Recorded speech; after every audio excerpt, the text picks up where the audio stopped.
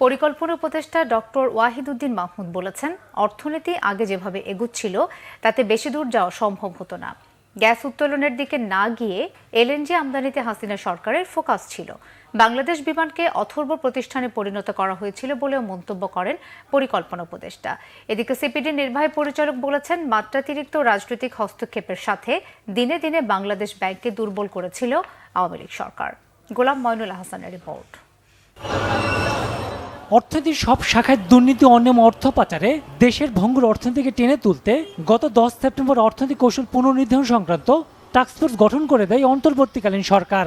গত 30 জানুয়ারি প্রধান উপদেষ্টার কাছে প্রতিবেদন উপস্থাপন করে টাস্কফোর্স। সোমবার রাজধানীর এনএসসি সম্মেলন কেন্দ্রে টাস্কফোর্সের সুপারিশ সম্পর্কে জানাতে আয়োজন করা হয় সংবাদ সম্মেলনের। এই সময় পরিকল্পনা উপদেষ্টা বলেন, বিগত সরকারের আমলে দেশের অর্থনীতি সঠিক পথে ছিল না। জ্বালানি খাতে সীমাহীন দুর্নীতি ও অনিয়ম নিয়েও কথা বলেন পরিকল্পনা উপদেষ্টা। অর্থনীতি নানা কারণে যেভাবে সেভাবে আর বেশি দূর যাওয়া যাবে না। It will be unsustainable for many reasons. বিদেশে বাংলাদেশি আছে যারা শেভরনে কাজ করে, যারা এক্সনে কাজ করে, এক্সন মোবিলে কাজ করে, এসব কোম্পানিতে কাজ করে, বা কর্মরত বা জাস্ট এখন অপশন নিয়েছেন। এরা অনেকে বহুদিন ধরে, আমার নিজের বন্ধু বান্ধব, যে ওনারা আগ্রহ প্রকাশ করছিলেন যে আমরা দেশে এসে এই গ্যাসের তুলনায় সহায়তা করতে পারি।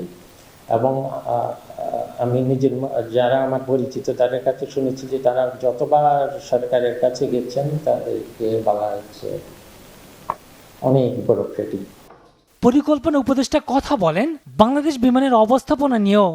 বাংলাদেশ বিমান যেটা একটা অথর্ব একটা প্রতিষ্ঠান, এটা সবসময় তো লসে চলে, তা তো করার কথা না। বাংলাদেশ তো অন্য এয়ারলাইন্স এসে এখান থেকে এত প্রফিটেবল হয়। এখানে আরেকটা আরো সুন্দর প্রপোজাল এসেছে যে বাংলাদেশ বিমানের যত অ্যাসেট আছে, জনবল, ফ্লাইট,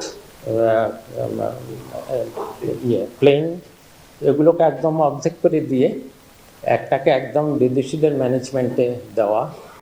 টাস্কফোর্সের সদস্য সিপিডির নির্বাহী পরিচালক ডক্টর ফাহমিদা খাতুন বলেন, আগের সরকার ব্যাংক খাতকে প্রায় ধ্বংস করে দিয়ে গেছে।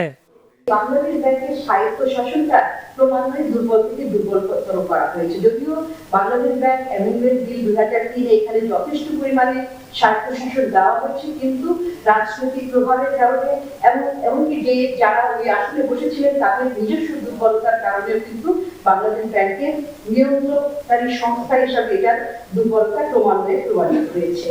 এবং এটা করতে যে দুর্বলতার কারণে ব্যাংকের লাইসেন্স দেওয়ার হোক কিংবা ব্যাংকগুলোর যে বিভিন্ন ঋণ দেওয়ার ক্ষেত্রে নিয়মকানুনকে ফাঁসটাকে এগ্রি করা হয়েছে। সরকারি প্রতিষ্ঠানগুলো তদারকিতে রেগুলেশন কমিশন গঠনের কথা বলা হয় সংবাদ সম্মেলনে। গোলাম মইনুল হাসান, বাংলা ভিশন, ঢাকা।